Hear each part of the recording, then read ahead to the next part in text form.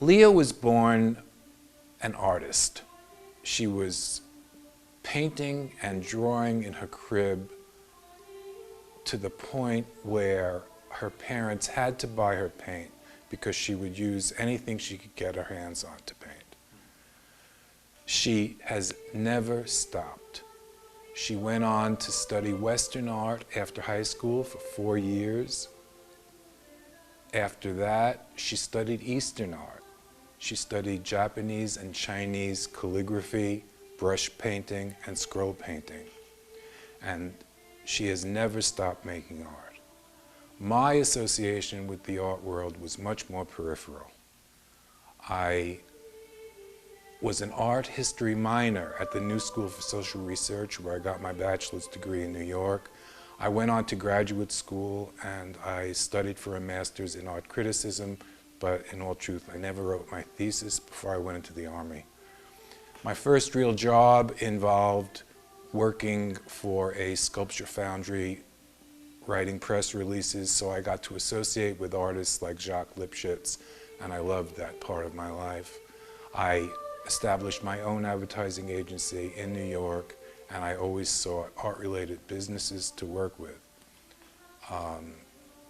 Cut to 1992, when I was sitting in my art gallery, of course, and in walked this beautiful woman who turned out to be Leah. And we started to talk, and soon we were together, and I had the pleasure of watching her make her art. And I found myself offering advice, unsolicited as it may have been, and she received it, and we soon found ourselves just together in her process of painting. And she invited me to actually form a team with her to make art, which we did. And it was just a very wonderful process. We worked together really, really well, and we really did do well making art together. And then in 2004, our life took an unexpected turn. I went to receive an astrological reading from the Dalai Lama's monks of the Gaden Shartse monastery in India. And I thought it was going to be a 30-minute reading and sort of like simple. And it turned out when I got in there that they said no.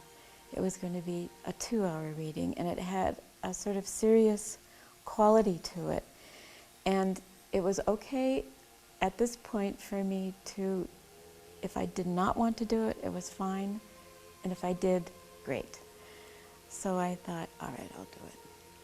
So we started.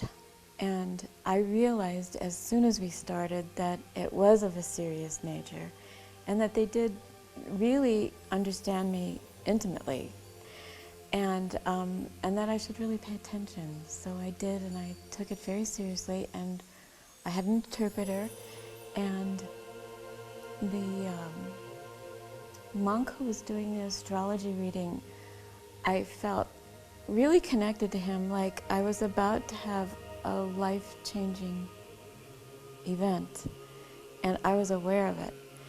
And so he said that at this point in time I needed to change our lives and still paint. He was aware of Stan, and he felt that we were a very good art team, but the focus of the art had to shift, because when my purpose of coming into this life was to paint as I had done in a previous life as a Thangka painter.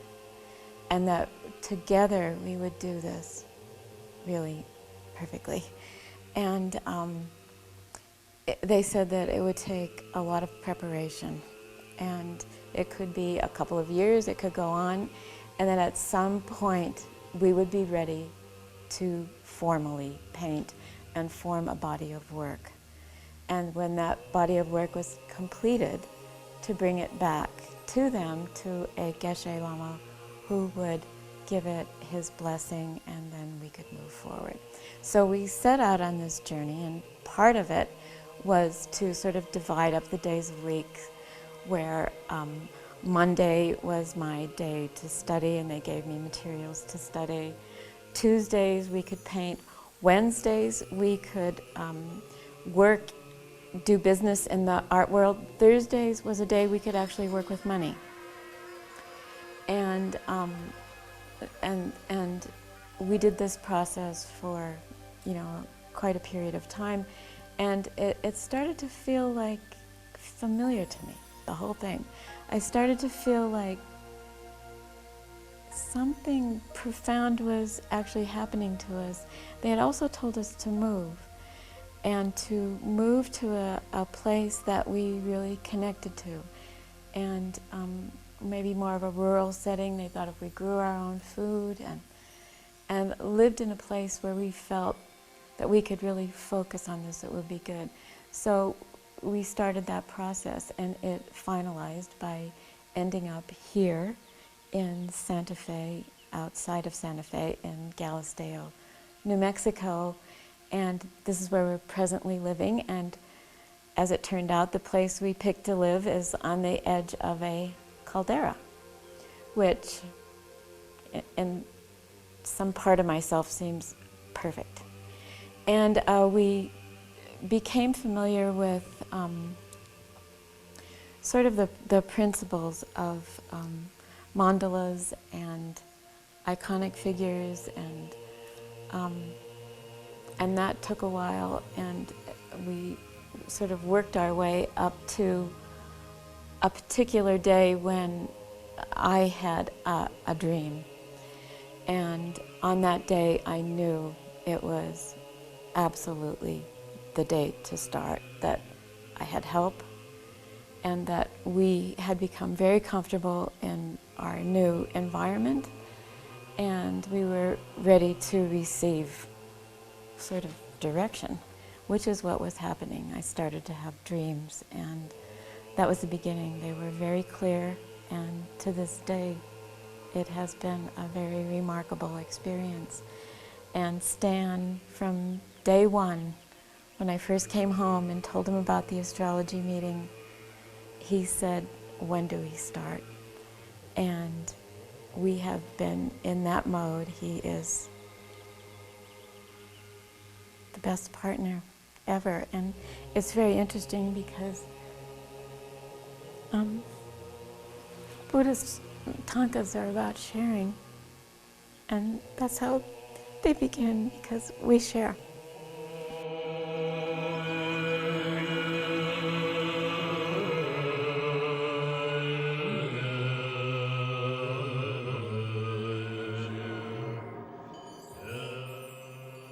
To share a little bit about our process, working as an art team, which is unusual, but it's really wonderful, especially with the work that we do, because it is about sharing the art, and we begin that process by that.